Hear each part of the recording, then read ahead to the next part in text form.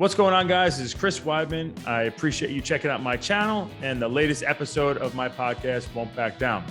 I've got a great show planned for today, but before we begin, let me tell you about our show's presenting sponsor, BioXcellerator.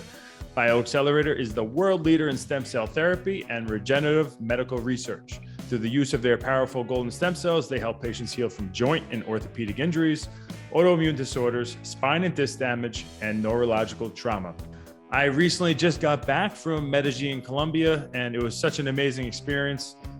First-class experience between the staff, the stem cells, the hyperbaric chambers, the massage therapists. It really was an amazing wellness trip for me, and I'm excited to get all my joints back to brand new. I highly recommend it to all the athletes out there, anybody who have any injuries or autoimmune disorders. Please check them out. They are truly working wonders out in Medellin, Colombia at BioXcellerator.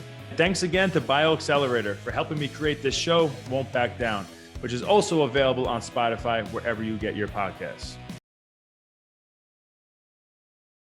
How you doing, man? What's going on? Nice. I'm doing good. How are you? I'm doing good. So we were just talking about it before we started recording, but you asked me how I'm doing, and I was like, I'm living the dream.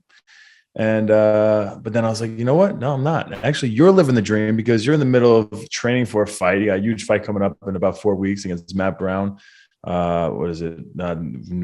What's the date on that? December 4th. Oh, December 4th. Yeah. And I mean, that is like literally the best. I love training for a fight. And then you started saying something. Oh, well, yeah. I mean, I love fight camp as well. I love training in there with the guys, especially in camp. You know, the intensity is a little bit different than just everyday training. But the hardest part for me is, you know, being away from my family, being away from my wife and kids every week, to be here in North Carolina at Jimmo running my camps. So that's really the toughest part and really the hardest part of it all. And so it makes camps definitely not as fun. All right. Did you always move away from the family during training camps, or is this like a newer thing that you're doing? No, so it's been since I moved to Tennessee. Since I moved to Tennessee and started traveling to Jeff here in North Carolina, it's kind of just been since then. Before I was in Phoenix training at the MMA lab down there, and I lived 10 minutes from the gym. I mean, all my kids, all three of them grew up in the gym.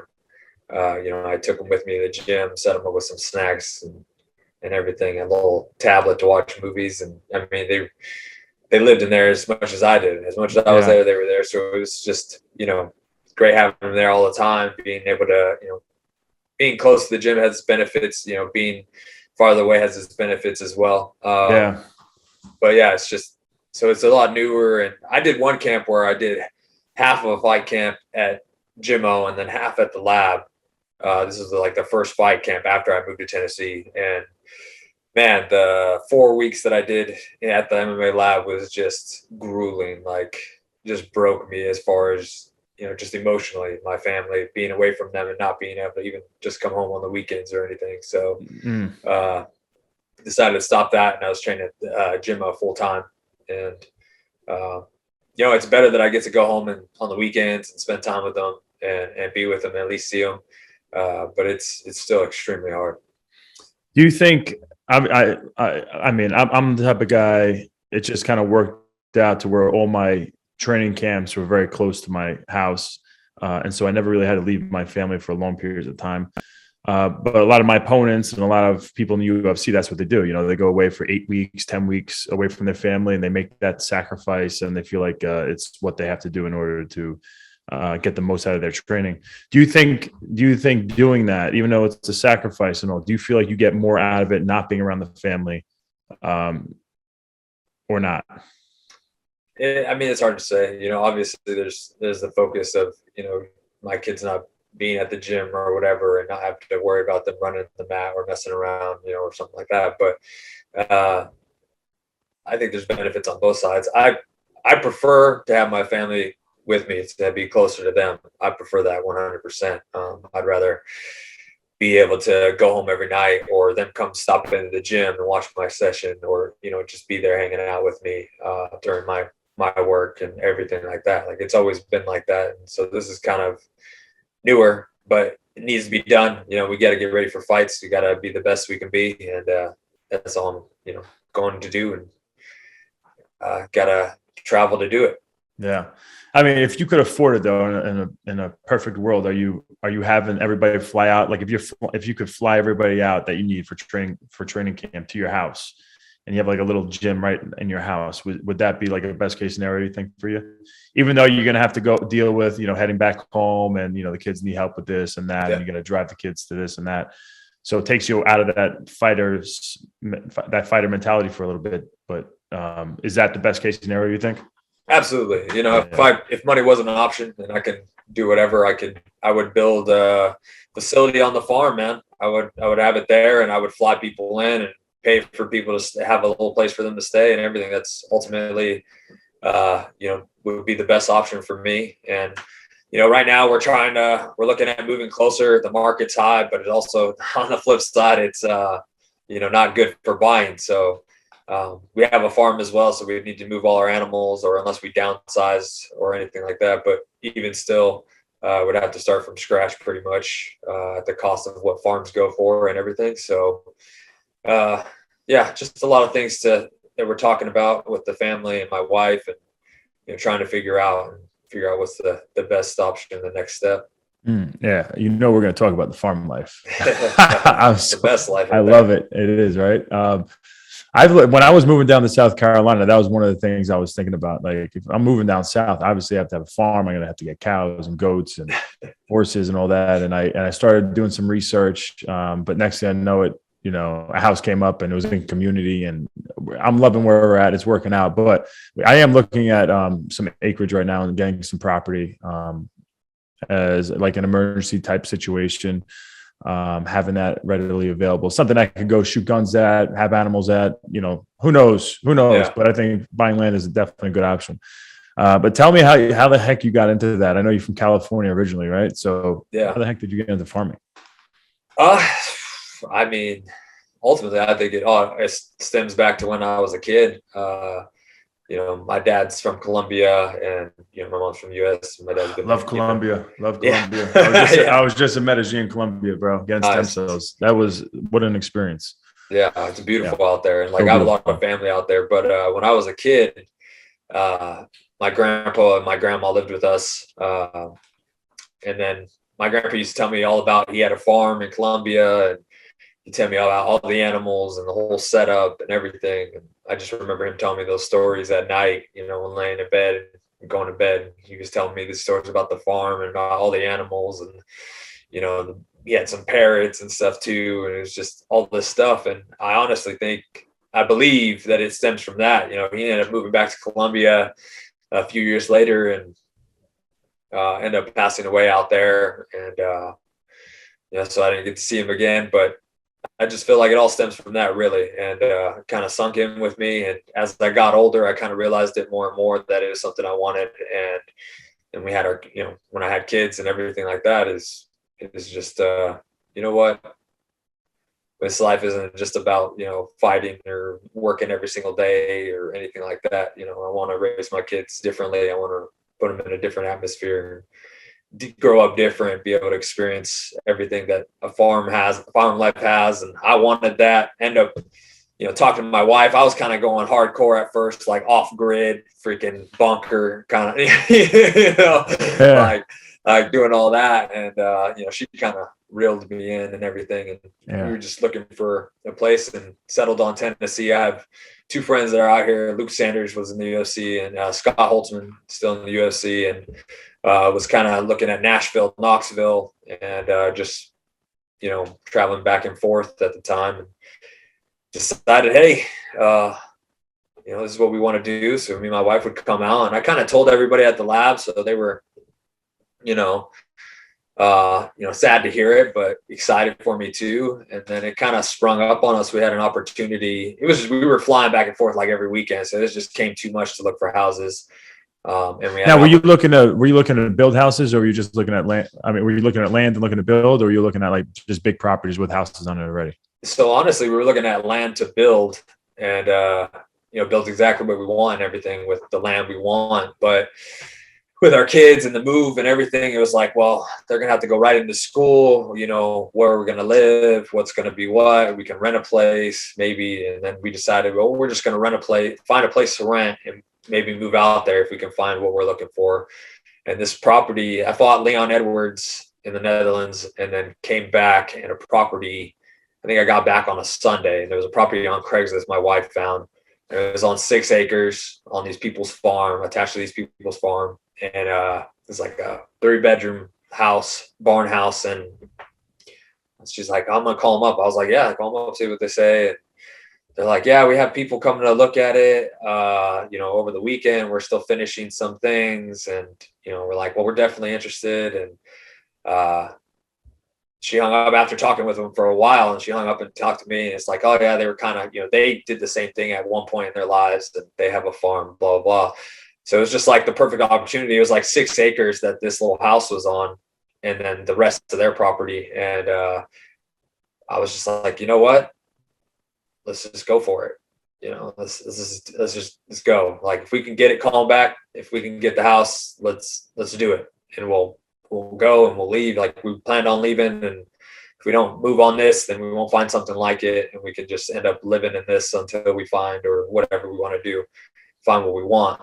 So she called back and was like, hey, we want the house. We'll come in, we'll move in there next weekend. And they're like, oh, are you sure? Like, and we're like, yes. We told them our story, like what we want to do, and they were like super excited and wanting to help. And so like, okay, you can do the deposit and everything when you get here. We'll lock it in for you guys. And, there's still some stuff we need to do though. And we're like, well, you can do it when we move in or whatever, it's fine. So we literally the next day, Monday morning, went to the gym and had to tell everybody at the lab that we found this place, an opportunity, and we couldn't let it pass us. And, we were moving. I had a bunch of guys from the gym come help me load up a U-Haul, and we left the next day. That is crazy. And so as far as training was going to go, did you plan on training in Tennessee, or were you going to just go back and forth between the lab and Tennessee? Honestly, so I knew Shield Systems is in Knoxville, and I know Scott Holtzman trains there. And, I've trained with Scott a long time. He used to travel to the lab. So I figured like, I'll probably travel to the lab and see how that is, traveling and stuff. And then I knew Uncle Jeff from Jimmo, and was like, well, I'll go there too, cross train there. So that'd work out great. But then, like I said, I did that first camp after the move, half at Jimmo. I worked at Shield a little bit, and then went to Jimmo, and Scott trained there too. And then did the other half at the lab. And it was just too much, man. It was too much being away for too long. And I was only there half a camp. So, after that fight, I talked with the coaches there and everybody, John Crouch, Benson Henderson, and just, let them know that, I wasn't going to be traveling back and forth anymore. I just couldn't do it. And then, man, it's even tough now just being gone during the week. Yeah. Is Scott Holtzman, does he live really close to you? So he lives in Knoxville. So I live on the outskirts. So he lives about probably 45 minutes from me. Do you guys still train out there, or you just occasionally? Yeah. So like if I'm in town or everything, or don't have a fight, I kind of make my way into Shield Systems out there, just get some work in, or train with him at his place or whatever. Usually we go into Shield and get some work in there and work with the guys there, stuff. But gotcha. They don't quite have the fight team, or a fighter based guys, Yeah. What how old were your kids when you guys decided to move? Oh gosh. Let's see. How long ago was this? This is 4 or 5 years ago. So okay. Let's see. My son was probably, 7 or 8 was my oldest. And then 5 or 6, my middle. And then my daughter was really young. Gotcha. Yeah, they're all 2 years apart. So gotcha. How were they with this crazy move? So they were in regular school, like public school out in Arizona. Yes. And then you brought them to Tennessee. You guys started a farm and then homeschool them, right? Yeah. So, I mean, way down the road, we're in homeschooling now. But yeah, they went to public school here for a little bit. And then, we found the place we're in now was one of the houses we had on our list to look at. So we literally, that house we ended up renting, we only lived in there for, gosh, maybe 6 months or less. Okay, so wait, that was just a rental. Yeah. I don't know why my mind started thinking that was at one of the houses that you bought, the house that you're living in. Okay, so that's 6 or 7 acre. Yeah, it was a rental. Okay. It was a rental. And we were like, well, we'll stay in there until we find what we want, find the property, maybe, build or whatever, or find a house if it's whatever. So we had this house that we live in now was on our list to look at. We hadn't looked at it yet. When looked at it, it was like, yeah, this is it. How many acres you got in this house? 53. Jeez. Yeah. So, and how long have you guys been homeschooling? 2 years now.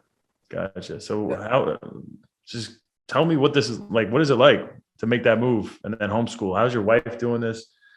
My wife has always been super supportive, man. She's amazing. Like, I definitely don't deserve her. Like, she's way better than me. Too good for me. I definitely, married up for sure. Same here. Yeah. But I mean, my wife through my fight career or whatever, she supported the family. I worked a normal job, especially when I first started out. We were both working normal jobs. She's an RN, ended up becoming an RN, early on, and she supported our family. And pretty much it got to the point after we had 2 kids, it was like, well, daycare costs more than I'm making at my work. So it was like, well, I was like, well, I think I'm gonna really, I want to really go for this, and I'm at the gym where I need to be now, and she's like, well, if you quit your job, your kids you have to watch the kids all the time. So if they're sick, you can't go in, whatever, they got to go to the gym with you all the time. I'll support us, and while you're doing it. She did, and I was lucky enough to make it and put in the work for it. And we moved, and I ended up making enough where we can survive from fight to fight pretty much, as long as I fight actively and we're smart with our money. So I told her to quit. She wanted to go back to school for her PA. So I told her to stop working, go to school, and she did. And she was about, I don't know, a month away from getting her PA, decided, hey, I don't want to work with people anymore. I want to switch and do veterinary. And I was like, man, awesome. That only helps us more. Did you guys already have animals at this point? Yeah, at this point we did. Yeah, we had the farm pretty much going and everything, and all the animals. And so she's like, yeah, I just don't want to work with people anymore. So she checked with her counselor. She went to University of Tennessee, finished off there. Nice. And I was able to switch into the veterinary program, which was a huge deal because they only allow a certain number of people in the vet program, and it's a pretty prestigious thing. And she was able to transfer over and had to do school through one summer, and then she just graduated last December, and so she's a veterinarian now.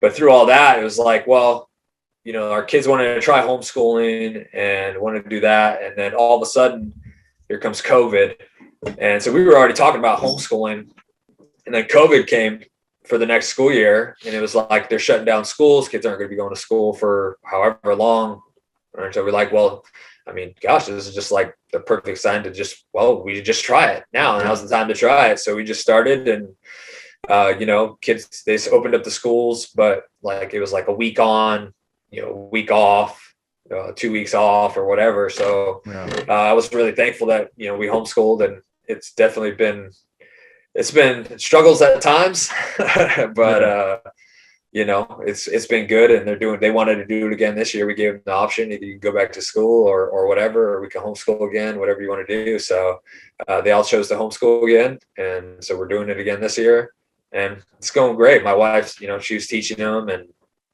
holding down the farm. They all hold, my wife and my kids, they all hold down the farm while I'm gone and make sure everything's getting done.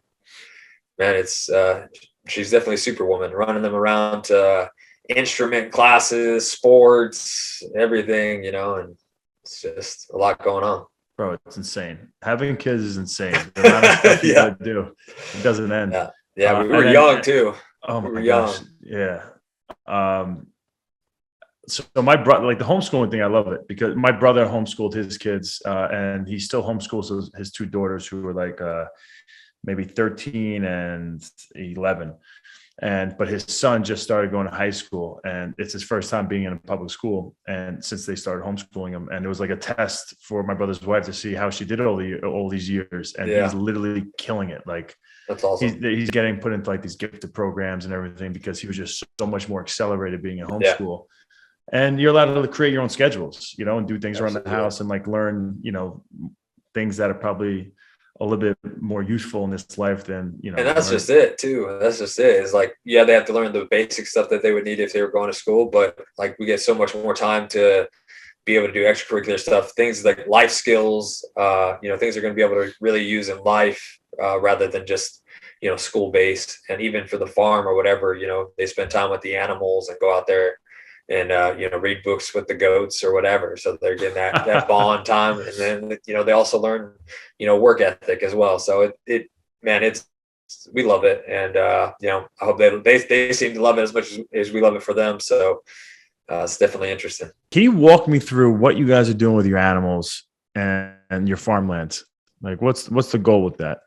Yeah, we honestly haven't even scratched the surface of what we wanted to do with the animals and everything yet, between crazy injuries, surgeries, traveling, and stuff like that. So it's just kind of been a mix of everything. But we have Nigerian dwarf goats, which, we want to show. We have not shown them yet, but we want to show them at shows. And is that show them at shows? What, like how good looking they are? Like what's pretty much. You like walk them around a ring, and they check their, how their gait is and everything like that, how they walk, how they look, their body, and then they stand there and you pose them, and they go around. They check like the udders and check out their stances, their feet. They check their mouth, everything, make sure it's all correct. And they're registered Nigerian dwarf goats. So you do that, and then you get prizes or whatever. I don't know. Some of them are cash prizes, some are just trophies and stuff. But it only helps the program, our goat program, when it comes to selling our the kids off of our goats and everything like that. I gotcha. Yeah. So it helps with the breeding, be able to sell any of the babies that you guys have. Absolutely. And so with the goats, we haven't done showing yet, but we milk them, we sell the kids off of them. We have a really strong, really good bloodline that we have for our goats. My wife did all this research and everything, and she really wanted the goats and, found the best bloodlines and everything. So we have a lot of strong bloodlines in our herd, and we've been breeding them, and we sell off the kids, and then we also milk our goats. I'm drinking some goat milk, haven't had a ton, but we've been using it. We make goat soap, some lotions and stuff like that. And I use a lot of the soap for myself for training. She just makes me bars and stuff like that. So we use that and we can drink the milk if we want, and if not, we save some too for just in case if like a kid comes out and the mom kicks a kid off and you have to bottle feed one, then we have milk stored for that as well. And then we have. Do you sell the milk, or is it you just keep and save it? Right now we keep and save what we don't use. So that way, if a kid, any of the kids, the mom kicks them off or rejects them or anything like that we're able to bottle feed. We keep some for our dogs as well, for puppies and everything like that. Goat's milk is super rich, and actually they say you can drink, if you're lactose intolerant, you can drink goat's milk, that it won't upset your stomach. So I'm lactose, so it's just a thing. But it's perfect. Yeah. I heard they're a pain in the. Are they really hard to take care of? You have to milk them every day, right? Goats. Yes. Like when they're in milk, you do have to milk them every day. If they don't have, otherwise they'll dry up. Like if they have a kid on them, you don't have to. If you want milk, then you just got to separate the kid like at night. And then in the morning you milk the mom, and then the kid will get the rest of the milk and the milk throughout the day. So how many goats do you guys have to milk a day? Currently none, because we have none in milk right now. We were milking 2, and then, we had the kids on them. So we weren't milking them as often because we kept the kids on them. Just not really needing, or urgency for the milk or anything. So Do they only milk when they just had a baby? Is that how it works with birds? Yeah. Okay. Yeah. So that when they get pregnant, over time, as it gets closer to birth, their sac starts filling up and everything. And you don't want to take any milk at that point. They have colostrum in there, which is really, really good for the newborn baby and everything. It helps them with their survival rate. So you don't take milk from them. And then they have the babies, and you let them on the baby's on the mom for, a good week, and before you even start milking. And then you can start taking milk and subsidizing the baby off to the side, and, getting the milk off the mom. Does it work the same with cows? Cows actually. So we looked at, possibly getting some milk cows, but milk cows is insane. Like the amount of how much they give in milk. And, so it's an everyday thing. Oh, so you guys do you guys have cows? We do, but we don't have milk cows. We have beef cows, Black Angus. So just to sell them for meat and to eat it yourself. Yes. Yeah. That's awesome, bro. Can I buy a cow from you? Yeah, we actually have 2 we're going to be butchering in March. So, I'll definitely maybe half a cow. Half a cow. Yeah, it's plenty of meat. How is that like a year's worth, you think, for a family of 5? Half a cow? I think we're about a year's in with our last one, and we're just about out of ground beef and everything else. Like it's getting pretty close. Gotcha. Yeah. And that's a pretty good business, right? Getting into the cow business, selling the meat. Honestly, no. No. It's okay. If the truth about it is farmers, when we bought this place and we're starting to build and getting cows and everything, my neighbor helped us out a ton, man. He's been huge part of just everything, helping us out, like letting us borrow equipment, helping us put our fence up, teaching us stuff. He's been awesome. Like it's without him, like we were doing as much research as we can, but it's different when you have somebody who knows what they're doing and they're showing you, the ropes and everything like that. So he's been a huge help. But going and meeting other farmers and stuff like that with him and talking to them and him telling them, like, I just, I'm starting a farm or whatever. And they're like, why? Like, why are you doing that? Why would you do that? And I was like, well, I love it. It's just, it's comforting. I like it. I enjoy it. It's peaceful to me. And they're like, you know how you make $1 million as a farmer? And I was like, no, how? And they're like, you start with 2 million.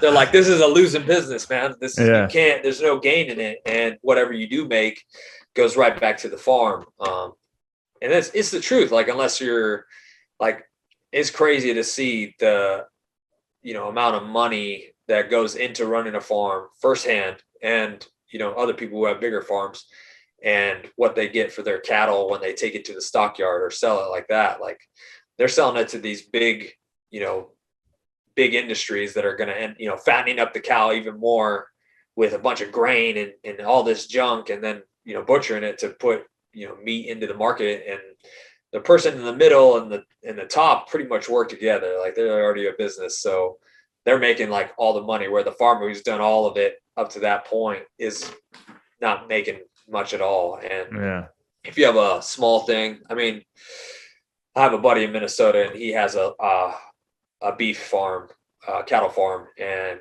he told me, like, when we started, he's like, just, get a couple different things, get chickens, get goats, mix it up, because you got to have a variety. You're not big enough. You don't have enough land to have enough cows to be able to, survive off of. So you need to have a variety of things that you can bring income from. And that's really what we've been doing. We have the goats, we have the chickens, we have the cows. A lot of people are looking for meat. We do our meat a little bit different than everybody else's. Like a lot of people, commonly feed a lot of grain, do all that. We do not. We do straight pasture raised, grass fed. Make sure they get, it's just pure and clean, like God made it on this earth, man. That's how it's doing it. We put it on the table. So grass finished. Not just grass finished. Grass finished could be they ate grain all the way up to a couple weeks before they butcher them. So grass fed, grass finished. Does that mean you're good to go? Yeah, completely done. Grass fed, pasture raised, like anything. And the thing is like learning all this stuff it's crazy. to get like certified for organic and all this stuff is like, it's a huge process, but there's also so many weird loopholes that not necessarily I agree with, that are like, it's organic and grass fed if it's outside on the pasture for 2 hours, but inside in this little box for 8 hours or something, stuff like that. It's like, I don't want my cows to live like that. I don't want my animals to live like that. I want them to be, out there living the best life. And in return, I help them live their best life, fed them, take care of them. And in return, they're taking care of me, they're taking care of our family, and giving back to whatever we don't. We try to use everything off of every animal, whatever, for the dogs, for us, for the soil, everything, man. Yeah. I was thinking about what you said about when you met that farmer, with the 2 million, the only way to make money is if you start with 2 million. Yeah. No, that you're actually losing money. So it's the only way to make $1 million is you start with 2 million. Yeah. But at least, like, with all the food shortages, or if the shit hits the fan, like, who the hell, like, I don't trust anything, the future, in front of us. And, our job is to provide for our families. And the fact that you have the opportunity to be self-sufficient and be able to take care of your family no matter what, I think is so important. And that's the goal too, is to be as self-sufficient as possible. That's ultimately our goal. And COVID is crazy, man. With COVID and like beef and everything, like the market's high. The price of beef at the stockyard, honestly, what you're getting back for if you sell it, is okay. It's not great, but the butchers, man, especially in Tennessee, around us, like, we've gone pretty much statewide looking for openings to butcher. Like, we didn't even get to butcher a cow last year because when COVID hit, everybody and their whole family, every family member bought a dang cow and booked a butcher date. Like, they are jam packed. Like, where they're out, the one we go to is out like 5 years, like booked solid. That's crazy. I wouldn't even think of something like that.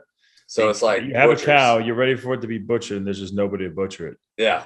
Because you can't just, like, it's not like deer or anything like that. Like, you can do pigs, you can do goats, stuff like that, smaller animals. Deer, they don't need to hang very long because there's not that much blood as compared to a cow, a bigger animal. You got to let it hang. And even so, like, a cow needs to hang for a while. Like, you need to have a cooler where it's hanging in there and the blood's, it's bleeding out and everything like that. So, I mean, it's a process. You have warm weather, there goes the meat. If it's hanging and it's in the heat, there it goes. Flies are on it. It's a mess. So you can't have that. You got to have a butcher that has, all the stuff to set up, freezers, the fridge to put it in and hang it and everything, and make sure it gets the proper amount of time. Yeah, it's definitely a lot of shit, but I think it's worth knowing. It's important to know. Oh, for sure. And like, man, I love it. I mean, farming is so much work, and there's so much that goes into it. But I've never been scared of work, and it's super peaceful. It doesn't feel like work to me. Like, it's just super peaceful. And no horses, bro. Oh my gosh, I ain't even about horses right now. Gosh, why not? Just hard work. No, I had a bad experience when I was a kid. Well, it wasn't like traumatic or anything like that. But then we did get a horse. We did have a horse for a little bit. It was just a bad experience, and I don't know. When I was a kid, we were in Mexico with the family or whatever, and we went on a horse ride. Boom, my freaking horse bolts it, just takes off down the beach, going insane. The guy comes, gets it under control, and I'm like, okay, get me off of this. From that moment, I was like, yeah, I'm just not a big fan of horses. Well, my wife likes horses, and she's rode a little bit, and she was in veterinary school. She was in working at a place just to get hours for school. Yeah. And a lady was like, yeah, I have a close friend. She's getting rid of some horses because, she brings them in and finds out that people can't have them, that she takes them in or whatever. She just has too many right now, and she's looking for homes for a couple of them. My wife's like, are they rideable? Are they trained? And she's like, she has this one. It's a Tennessee walking horse. It's trained.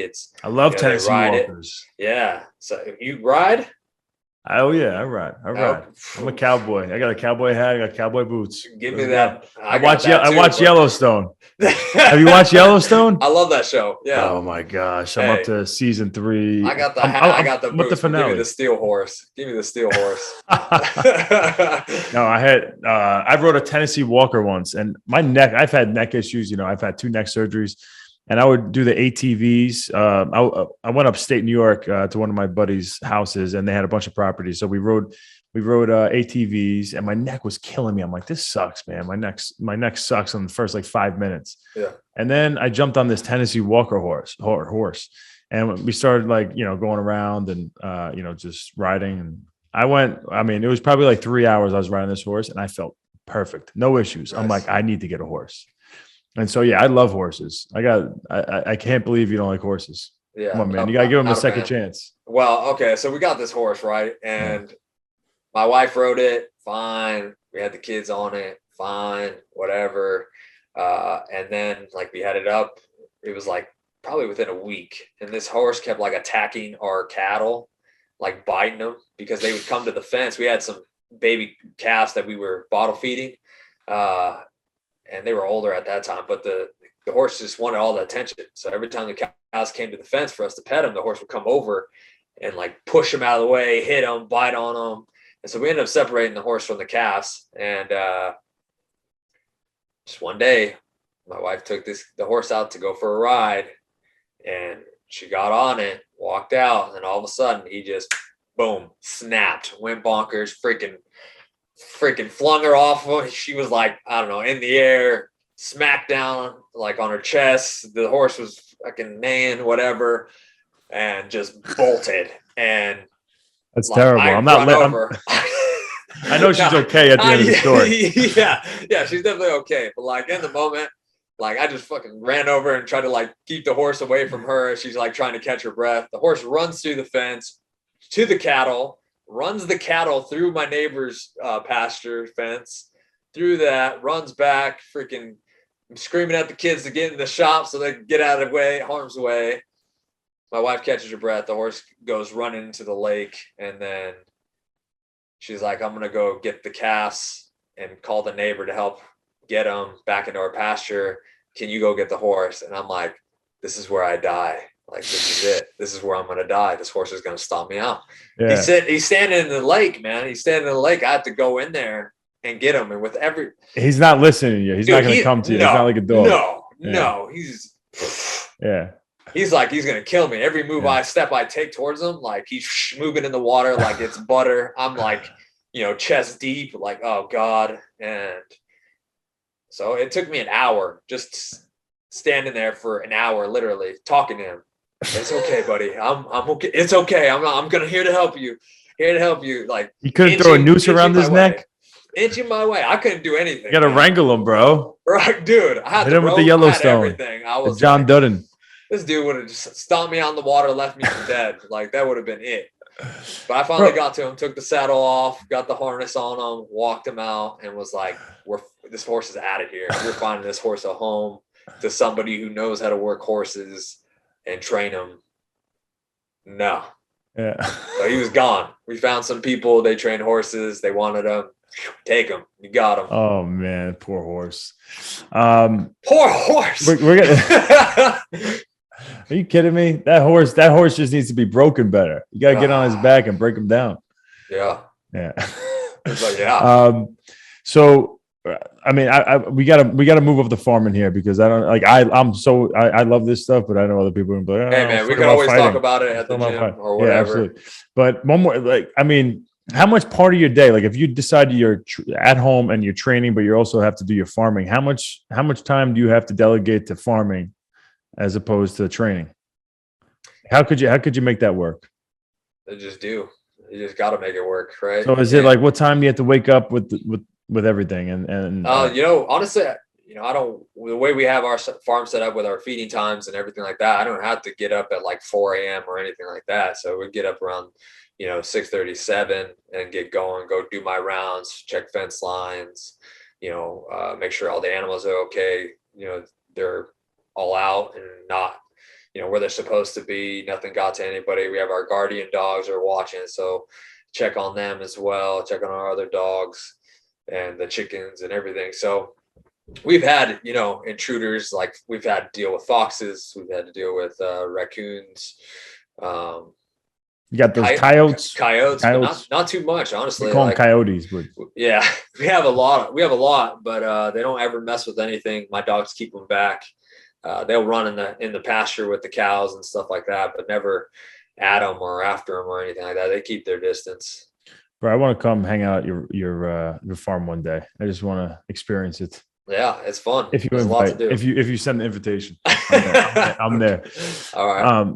All right, let's get into some fighting talk. So obviously you're fighting Matt Brown in 4 weeks.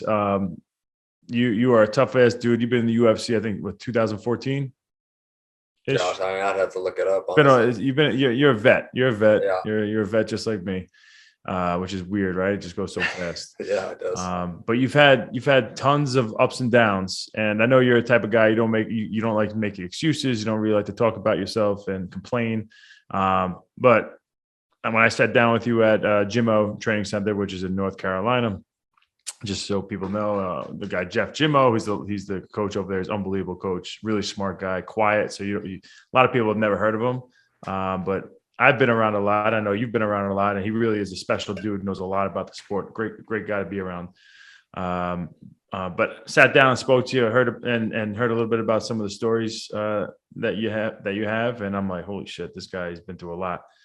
Can you go into your sparring session before? I forgot who you were going to fight, but before one of your fights, it was a week before one of your fights. You have a sparring session and you start driving home. Can you go into this debacle? Yeah. I was actually scheduled to fight Daniel Rodriguez, and he's a freaking beast. Yeah. I was pumped about the fight because he comes to fight, he throws down. Yeah. He wants to stand and throw, and that's what I'm all about. So was super excited for that fight. I had just come off of a fight before that with Anthony Ivy that I came back from back surgery. So I was just like, trying to find a fight for, get to quick turnaround. And then finally got the Daniel Rodriguez fight. Was in my last week. And the Friday that I was going to be heading home before fight week, did my sparring rounds. Very first round was going, felt great. Took a body kick. The guy, my training partner, did a spinning body back kick to the body, took it, was fine, kept going, finished our round, did the other 2 rounds, felt great. It was like, oh, this is awesome. I felt great sparring, way to end camp, hung out for a little bit, talked to everybody, talked to Jeff, and was like, all right, I'm getting home.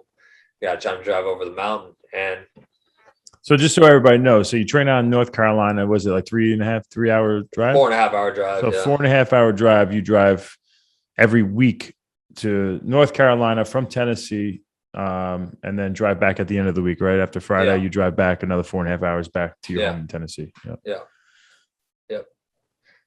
And like I got in my car and like I had forgot to pack lunch and was like, my stomach was kind of growling and kind of hurting. And I was like, maybe that body kick was a little harder than I thought. Like I'm having some after effects, but maybe I'm just hungry. So I was like, oh, I'll go to McDonald's and grab a salad. It's right here. Like, so it's like I could just be on the road right after McDonald's of all places. But yeah. Well, yeah, I guess you weren't struggling that much making weight. I mean, yeah, but I mean, it wasn't pretty, but it was like not too bad. I was gonna get a salad anyway. No dressing, no nothing. All right. Sit in this long line. Finally get to the thing. Hey, I'll get the salad. No dressing, whatever. Oh, we don't carry salads no more. I'm like, oh my God, I just wasted like 30 minutes sitting in this line. Sucks. Even longer to get home. So I'm like, whatever. Drive down to Chick-fil-A, get a salad there. Get a salad at Chick-fil-A, hit the road. Boom. Eat the salad. Stomach's still hurting. I'm like, but then it was like coming and going. It was weird. So it was just like, oh, it kind of hurts. Yeah, it's not too bad. Did it feel like gas pain? Like, what did it feel like? It honestly felt like I was like hungry, like super hungry at first. Like that's what it felt like right away. Like I was starving almost. Yeah. And like I didn't have a big breakfast that morning just because I was in a hurry to get to the gym. And then like I said, I forgot my lunch or whatever, but I was like, just felt like I was really hungry. Yeah. And then, I'm driving, I'm talking to my wife. I talk to my wife when I drive. And then So we were talking, and I was just like, yeah. She asked how my rounds went. I was like, it went great. I took a body kick, but I don't know if I'm getting some after effects from it or whatever, but I'm a little sore and it's kind of hurting a bit. And as the drive went on, it was like, man, it's starting to hurt really bad. We're about like 2 hours in. It's starting to hurt really bad. And she's like, are you okay? She's like, you can pull over and I'll come get, I'll drive out there and pick you up so you don't have to drive the rest of the way. You can just relax in the car. And I'm like, no, I got 2 more hours. I'll do it and I'll be fine. She's like, oh gosh, it's getting worse and worse. She's like, maybe you need to pull over. And I was like, oh my gosh, I'm sweating. And I was like sweating everywhere. Like I had just got done with a hardcore workout, pouring sweat and then tingling. I was like, oh my gosh, my body's tingling from head to toe. Like, she's like, oh my gosh, you need to pull over right now. And then at that moment, it was like my vision went out. Couldn't see. I was on the highway. I was like, oh my gosh, I can't see. She's like, pull over. And like, I'm just like, okay, well. Did it feel like you were fainting, or did it feel like your sight just left? No, it just felt like it just left. Like it was just like that. You were like still 100% there, but just can't see. Yeah. Holy so I was, and I'm talking to her during this crazy thing going on episode, and I'm like, I'm gonna swerve over and stop when I get to the side, and I did. I was in the fast lane. It was like a 2-lane highway. I swerved over real quick. Luckily, thank God there was no cars or anything. Swerved over, and all I could think was if my tires dipped down, I've hit the side bank. So stop. I felt it, stopped.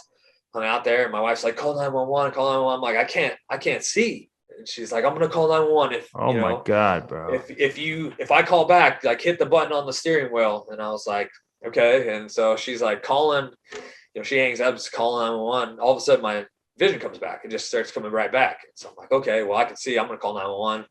Call 911. Hey, I need an ambulance. This is where I'm at. I hope, I'm looking like, this is what I see. This sign looks like I'm near an off ramp. And they're like, okay, we think we know where you're at. We're going to come get you. I was like, well, I'm going to pull off the off ramp off the highway and turn into the first thing that's right there. And they're like, no, don't do it. And I was like, I'm fine. I can, I'll make it there. And they're like, we don't want you to do it. I was like, whatever. So I did. And I was like, okay, I pulled in here. I'm stopped parked in this church that's in a shopping center that but there's a church there. It was weird. And are you in North Carolina at this point still? Yeah, still in North Carolina. Yeah. And then so I called my wife back, and she's like, I couldn't get a hold of an ambulance. They kept transferring me to different places because I didn't know exactly where you were at. Like the highway and everything. I didn't know exactly where you're at. So they kept transferring me to different places. And I'm like, I called an ambulance.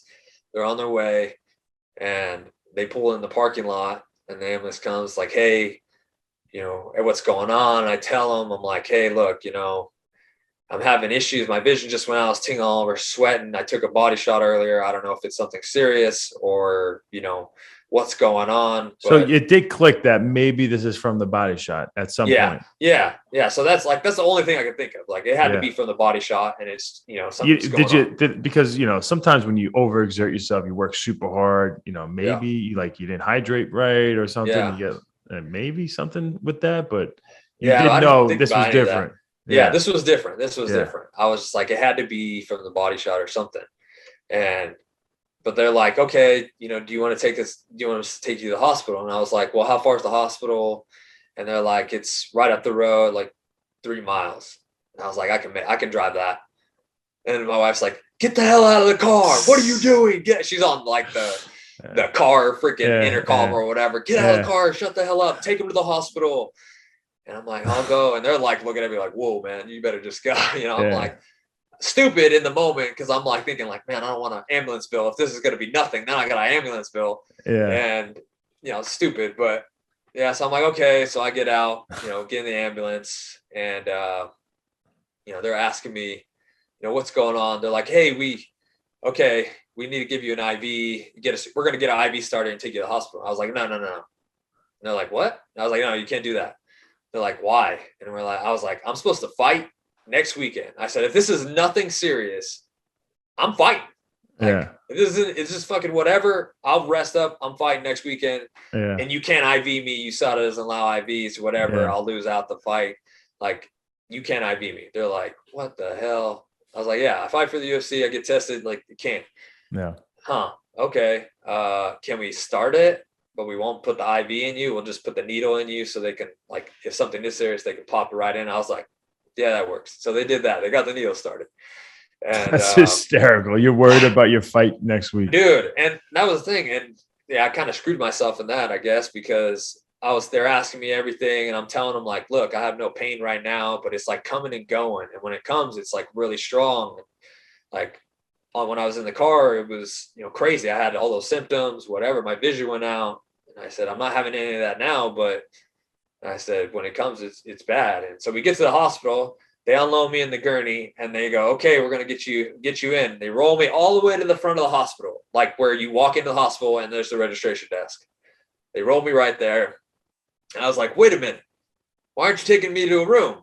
And they're like, oh, the hospital's really busy at the moment. We're just going to get checked in. They'll take you back as soon as they got an opening. I'm like, no, man, what if something is really wrong? And he's like, oh, I'm just going to get checked in. So he puts me in a wheelchair and moves me to the side. His buddy's sitting with me. And I can hear him checking in. Yeah, he says he has stomach pain. We're not really sure what's going on. He doesn't, I'm not sure it's too serious, but we don't know. But just check him in. And while he's doing this, I'm like, I need to get to the back. Like, I think I need something. And all of a sudden, boom, I started having symptoms, sweating all over, tingling. And all of a sudden, this time I felt like I was going to faint. Like I was falling out of the chair. Oh. And I didn't have the energy to say anything, like to really like speak out to the person next to me or whatever. All I can say was, and it ran through my head, was just help me. Help me, seriously. Oh, help me. And I'm falling out of the chair, like passing out. Oh, help me. And luckily there was this nurse right there and she's like, he doesn't look so good. And then the other nurse looked, she's like, oh my gosh, take him back right away. So they wheeled me back right away. The doctor comes right in my face. What's going on? I was like, I took a body shot earlier. I think maybe I ruptured something. I don't know what's going on. They freaking lift me up on that table. They cut my shirt off, ultrasound machine, call trauma code. We're going to emergency surgery. I'm like, call my wife. She doesn't know where I'm at. Call my wife right now. He's like, we'll call her as soon as you go in. I said, no, you need to call her right now in front of me. She has no idea where I'm at. She's on her way. She's 2 hours away driving. No idea where I'm at. So he calls right in front of me and tells her like, yeah, he's going to emergency surgery. Get here as fast as you can. This is where we're at. So I go into emergency surgery and they put the dang mask on me to breathe in to put me out. Man, I thought they were going to start cutting into me before that happened, before I went out.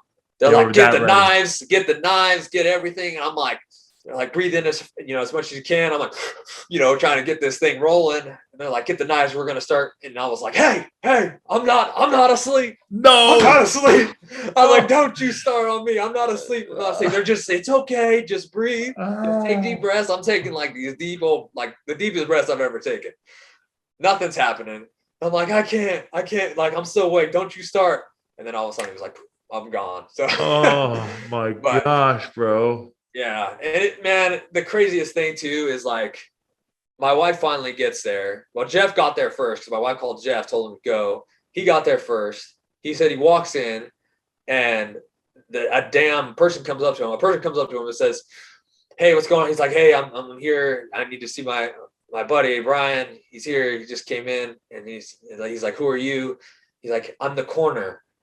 And he's like, who the fuck? What the fuck are you talking about? Like, sorry, mother. And like, he was like, no, it's so good. Stop. Yeah. Like, what are you talking about? And they're like, oh, I'm just helping out the hospital. They're backed up right now. So they got me out here greeting people. And he's like, God.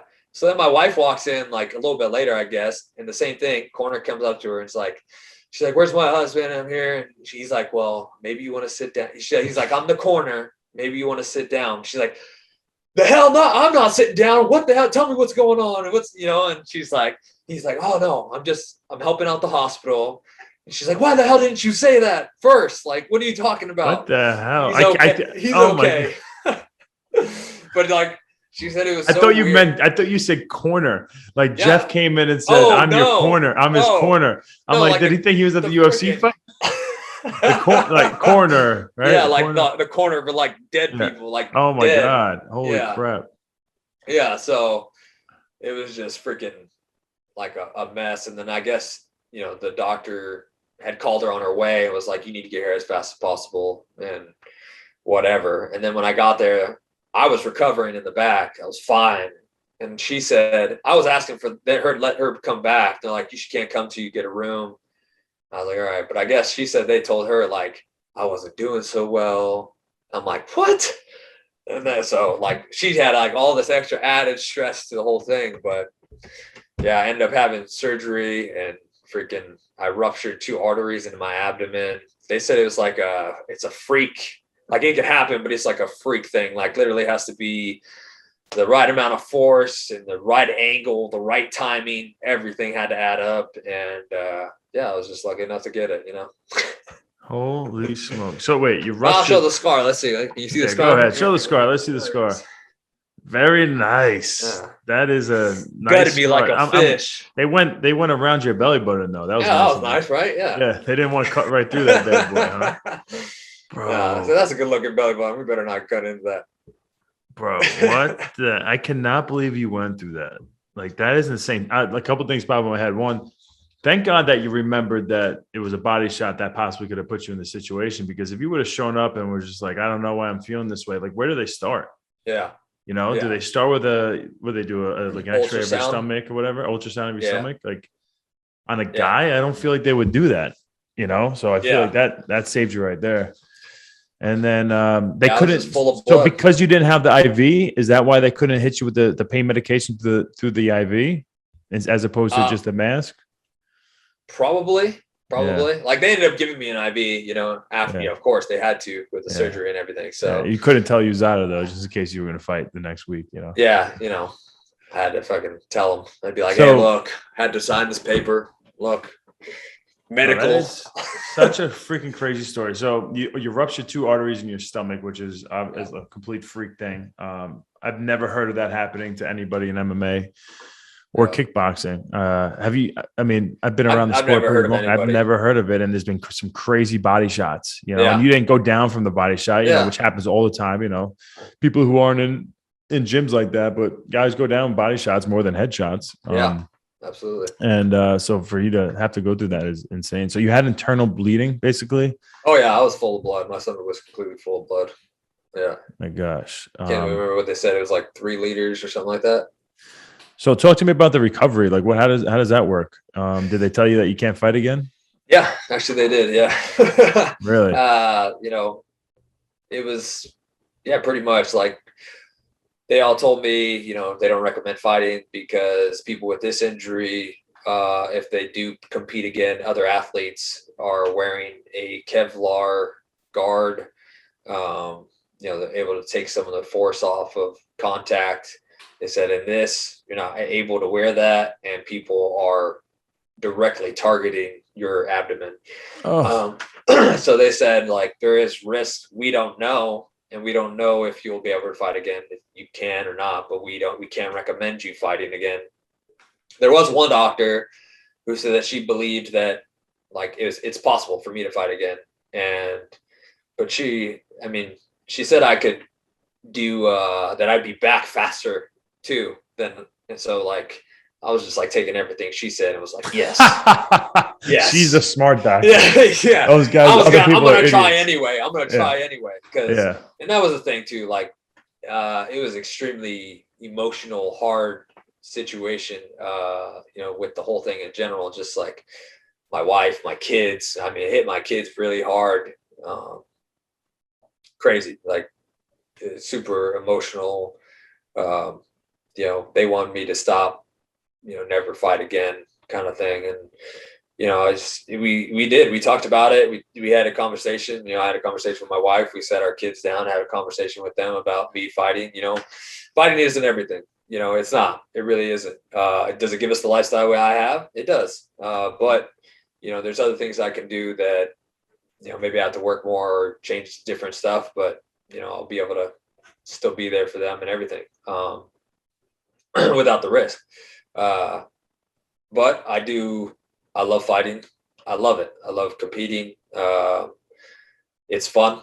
I enjoy it. When I don't enjoy fighting anymore, I won't fight anymore. But I really do enjoy it. And we talk to them about it and like, you know, what me fighting brings and, you know, the lifestyle we live and able to do it. And that I had to try for myself. Like I had to try training. I had to try coming back. I had to try everything. But that the promise was, if anything, happened, if it, got bad, if it, made it where I couldn't, or there was another injury in there or whatever, if anything, then I'd be done.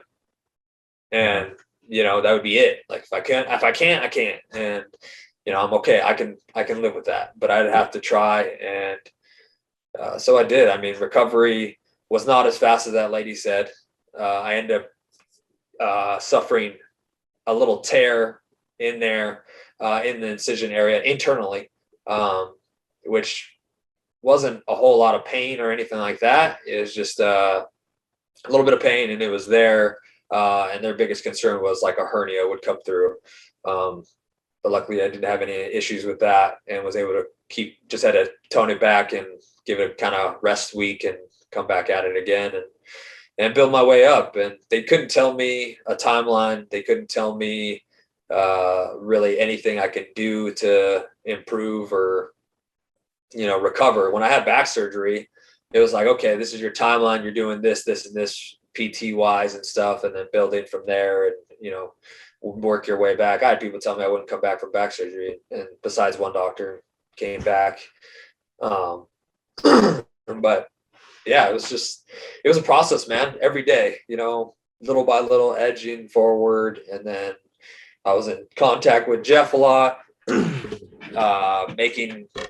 together workouts when I could work out, with a lot of low heart rate stuff, not putting too much stress on my body, and working more long-term endurance rather than bursts and things like that. And, I feel like they've helped my training, having to make those adjustments, which now I don't have any, restrictions or whatever, but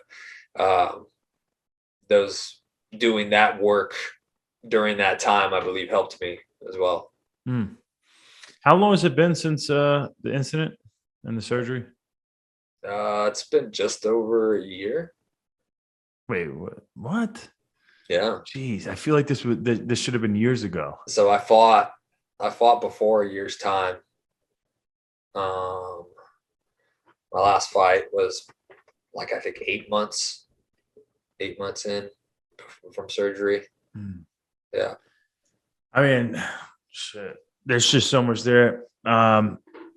It makes me think obviously about myself, like with my leg. There's not really a timeline. No one's giving me a timeline. There's not too many people that have had what I've had done to me. Even like Anderson Silva, and what's the other guy's name? Cody Hill or Corey Hill, the kid who also broke his leg. Nobody's went through like the skin and the muscle like mine did. So like the rupturing of all the vessels in the veins.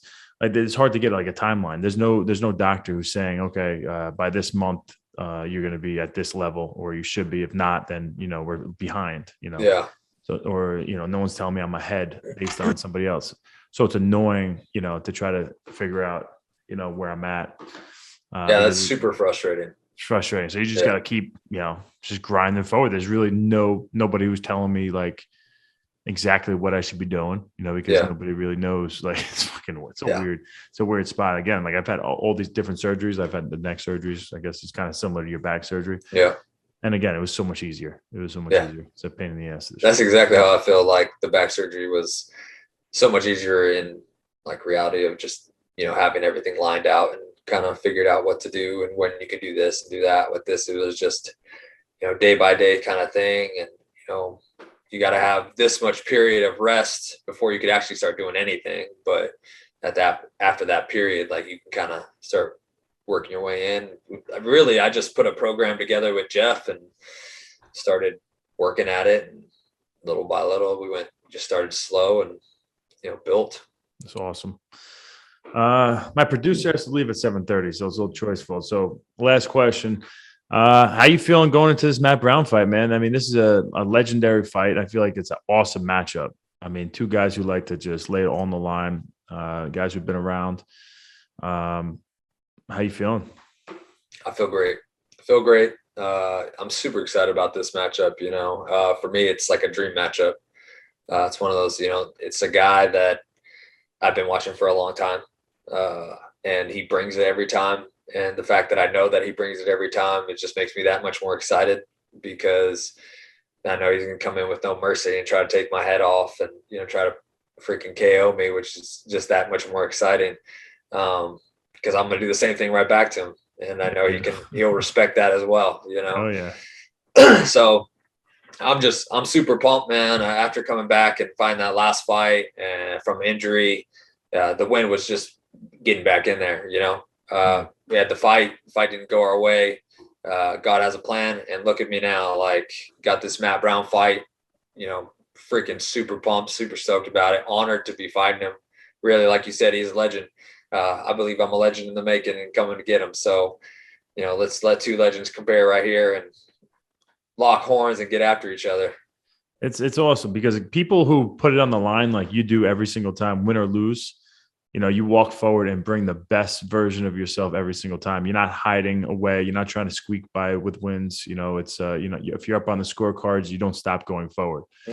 And it's nice to see that the UFC appreciates guys like you. And even though you lost your last fight, hooks you up with this amazing matchup that people are going to be super excited to see, as opposed to, you fighting some up and coming kid that no one ever heard of. That's maybe just as dangerous or even more dangerous. Yeah.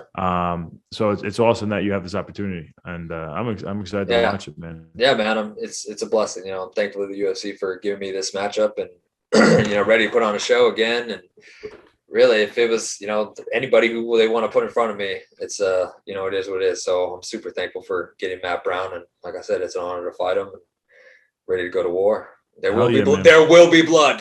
There will be blood for sure. For sure. Make sure to tune into that one, guys. Yeah. And I'm going to probably see you tomorrow. I think I'm going to swing by the gym and watch you train, and probably train myself. And awesome. Yeah. If I could help out at all, let's go. I could be Matt Brown. Little fun fact, bro. The first UFC fight I've ever seen live, first one was Matt Brown versus Pete Drago Sell. I cornered Drago for that fight. It was my first time ever being at a fight live.